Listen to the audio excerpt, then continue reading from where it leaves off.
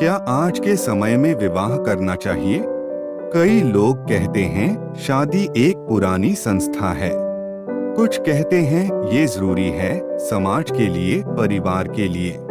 और कुछ बस चुप हैं क्योंकि उन्हें खुद नहीं पता।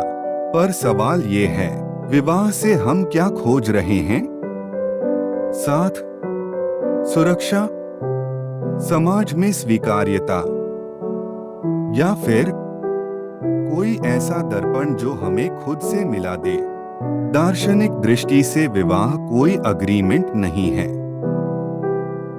वो एक एल्केमी है, आत्माओं की केमिस्ट्री का प्रयोग। जब दो व्यक्ति एक रिश्ते में आते हैं तो वे केवल एक दूसरे को नहीं बल्कि स्वयं को भी पहचानने लगते हैं। क्योंकि असली विवाह तब होता है जब आपका अहंकार पिघलने लगे। प्यार में हम अक्सर अपने सबसे अच्छे रूप में होते हैं, पर विवाह में हम अपने सबसे सच्चे रूप में होते हैं। जहां कमजोरियां दिखती हैं, धैर्य की परीक्षा होती है और सबसे ज्यादा विकास की संभावना भी वहीं होती है। आज का समय तेज है,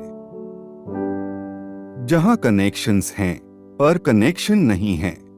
लोग साथ होते हैं पर गहराई नहीं होती। क्यों?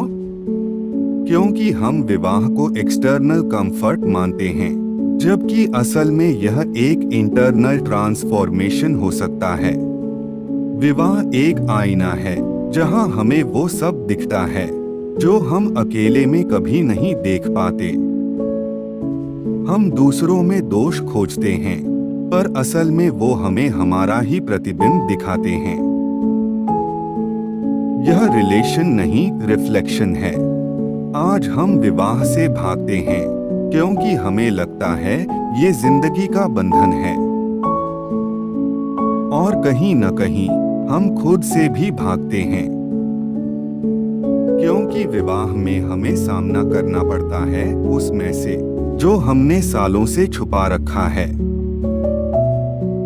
पर जब दो लोग मिलते हैं सिर्फ प्रेम से, ना किसी डर से, ना किसी दबाव से, ना इस उम्मीद से कि तू मेरी खुशी की वजह बनेगा, बल्कि इस समझ से कि मैं खुद में पूर्ण हूँ और फिर भी तेरे साथ विकसित होना चाहता हूँ, तब विवाह साधना बनता है।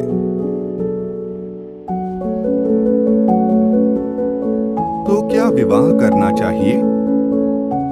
हाँ, अगर तुम तैयार हो स्वयं से मिलने के लिए, अगर तुम रिश्ते को एक मिरर मान सकते हो, ना कि मास्क, अगर तुम प्रेम को अधिकार नहीं बल्कि त्याग और समर्पण समझ सकते हो।